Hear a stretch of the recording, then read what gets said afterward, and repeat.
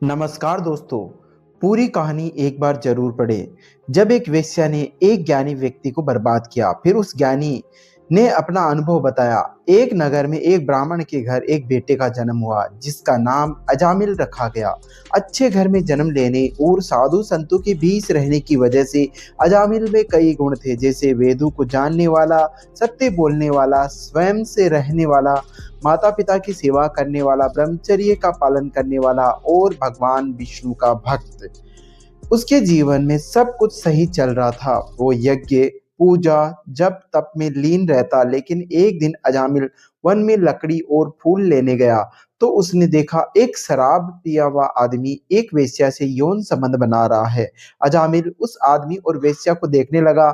जब वो आदमी वहां से चला गया तो अजामिल उस वेश्या के पास जाकर बोला, आप पर मैं आसक्त हो गया हूँ। वेश्या ने कहा, मेरे जीवन का उद्देश्य ही यही है, आप जैसे आसक्त पुरुषों से पैसे लेना और उन्हें सुख पहुंचाना।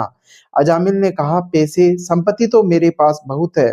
अजामिल ने अपने पिता की सारी संपत्ति, धन, वैभव उस वेश्या पर लुटा दी। अजामिल के पिता ने उसका विवाह भी किया, लड़का सुधर जाए, लेकिन वो माता पिता, पत्नी, धर्म, पूजा पाठ सब कुछ त्याग कर उस वेश्या के साथ रहने लगा। अब वो सारे गलत काम करने लगा। चोरी, छल, जुआ, पाप, कर्म, जानवरों को मारकर खाना आदि। एक बार उस गांव में संत मंडली आई। संतों ने गांव वालों से पूछा, इस गांव में पवित्र, अच्छा और संतों की सेवा करने वाला व्यक्ति कौन है? रात होने वाली है, हम आज उसके यहाँ रुकना चाहते हैं, सुबह चले जाएंगे। गांव वालों ने कहा, सबसे पवित्र तो अजामिल है। वो गांव के बाहर जो बड़ा सा बगीचा दिख रहा है वो ही अजामिल का ही है। संत उस बगीचे में गए और अपने भगवान की मूर्ति वहीं लगाकर आरती पूजा करने की तैयारी करने लगे। तभी गंदे कपड़े पहने हुए, कंधे पर मरा हुआ हिरन लिए, अस्त्र लिए अजामिल उस बगीचे में पहुंचा। अजामिल ने जैसे ही संतों को देखा तो उसे मानो धक्का लगा और वो ये सोचकर रो पड़ा कि मैं जब जवान था तो ये मैं भी अच्छे धर्म कर्म करता था, माता पिता की सेवा करता था, सही रास्ते पर चलता था, आखिर मैंने अपना जीवन खुद ही नष्ट कर लिया है। अजामिल ने संतों को झुककर नमस्कार किया। संतों ने पूछा, भाई ये बगीचा आपका है? अजामिल ने हाँ बोलने की हिम्मत ही नहीं हुई। उसने मौन रहकर सिर हिलाया। संत बोले, गांव के लोग बता रहे थे कि गांव के बाहर अजामिल नाम के एक बड़े ही पवित्र व्यक्ति रहते हैं, क्या वो आप है?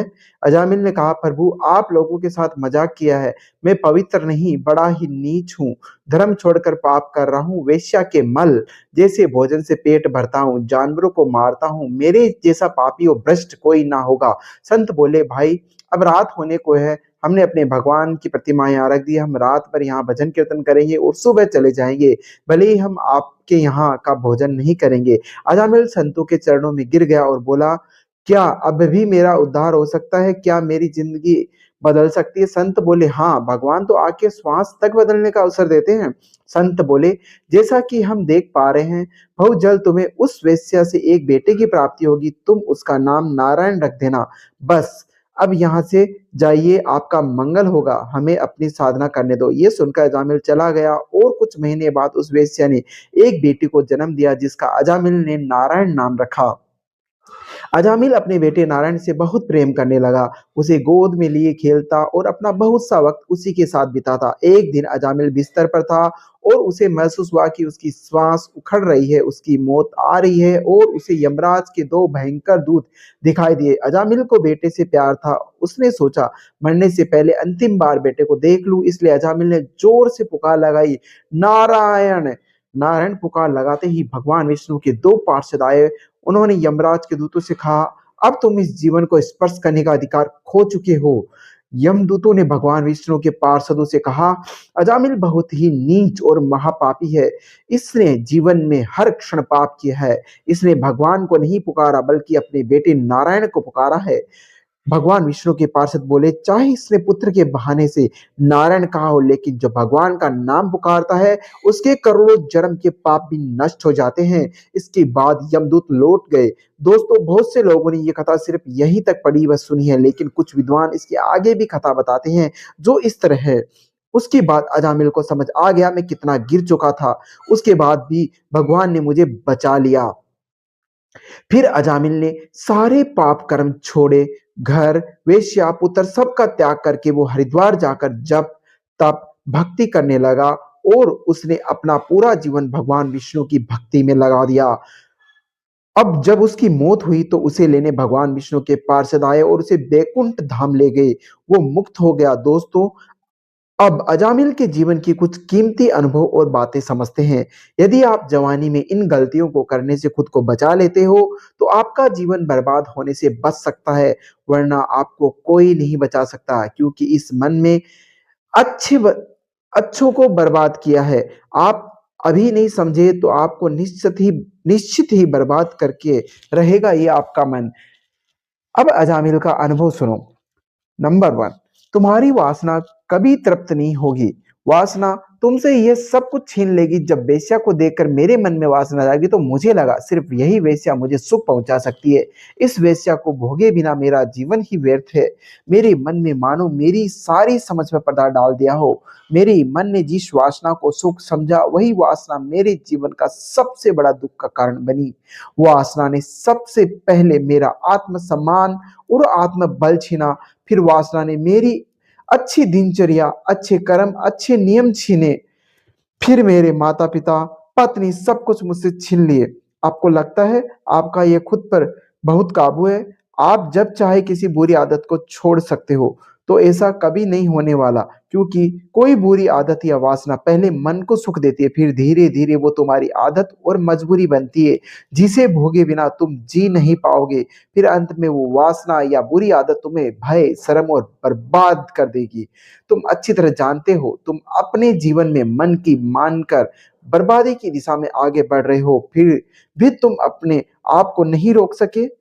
ये जो आपके मन को खुली छूट दे रखी है ना, यही एक दिन आपको बर्बादी तक लेकर जाएगा। मेरे मन को सिर्फ एक छूट दी और मुझे लगा मैं इसे काबू कर लूंगा, लेकिन पहले मन ने एक बात बनाई, फिर 10 मनवाई, फिर 100 बात, और अंत में मैं बर्बाद हो गया। समझदारी इसी में है कि यदि तुम्हें अंदर से महसूस होता है कि तुम्हारा मन बार बार तुमसे कुछ गलत चीजें करवा रहा है, तो पूरी ताकत से अपने मन से लड़ो, वरना लिख के रख लो, यही मन एक दिन तुम्हें बर्बाद कर देगा। मैंने मन को छूट दी और उसने मुझे नष्ट कर दिया। नंबर 2, भगवान ने मुझे मौका दिया तो मैंने मौका नहीं गंवाया। पहली बार जब मुझे यमदूत लेने आए उस वक्त मैंने अपने बेटे नारायण को पुकारा, जो यमराज के दूत चले गए और भगवान नारायण के 2 दूत मेरी रक्षा करने आए। मैंने भगवान को नहीं पुकारा था, मैंने अपने बेटे को ही पुकारा, लेकिन संतों की कृपा से और भगवान के नाम की शक्ति से मुझे दूसरा मौका मिला। फिर मुझे समझ आया, बिना मन के भगवान का नाम लेने पर भी कृपा करके भगवान नारायण ने मुझे जीवन बदलने का मौका दिया।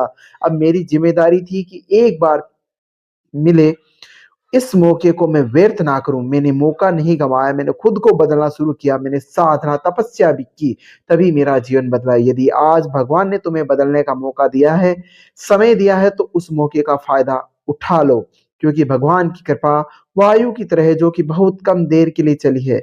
वो कृपा वायु कब गायब हो जाएगी तुम्हें पता ही नहीं चलेगा। कोई गारंटी नहीं कि कल तुम कुछ सुधार पाओगे भी या नहीं। भरम छोड़ो, अपने आप से सच बोलो और खुद को बदलने के लिए इसी क्षण से खुद पर काम शुरू करो। याद रखो, मौके देना भगवान का काम और उसका उपयोग करना हमारा। अजामिल की अंतिम शिक्षा, तुम गिर सकते हो, भगवान तुम्हें उठाने का मौका भी दे सकते हैं, लेकिन जो भगवान की मदद से उठकर भी ना बदले, वो अपने जीवन के साथ सबसे बड़ा खिलवाड़ करता है। दोस्तों, मैंने सुना था जब अच्छा इंसान बर्बाद होने वाला होता है या जीवन में गलत दिशा में आगे बढ़ रहा होता है, तो भगवान उसे बचाने के लिए अनजाने रास्तों से संकेत देते हैं। ये पोस्ट आप यूं ही नहीं पढ़ रहे हैं, आपको भगवान संकेत देना चाहते थे, आपको चेतावनी देना चाहते थे, इसलिए आप सभी इस स्टोरी को पढ़ रहे हैं। अपने जीवन को लेकर आपके मन में बहुत से प्रश्न थे, भगवान ने आपको इस पोस्ट पर लाकर उन प्रश्नों का हल करवा दिया। भगवान के दिए इस मौके का फायदा उठाओ। दोस्तों, पोस्ट अच्छी लगे तो इसे लाइक करके पोस्ट में ये बताना कि आपको ये पोस्ट कैसी लगी, गुड और बैड। आपको कमेंट में हमें पता चलता है कि हम आप तक कुछ अच्छा पहुंचाने में कितने सफल रहे, इसलिए कमेंट जरूर करें। आपके लाइक और कमेंट से ही पोस्ट के वायरल होने की चांस बढ़ते हैं। पूरी पोस्ट इतने प्रेम भाव से पढ़ने के लिए आपका शुक्रिया।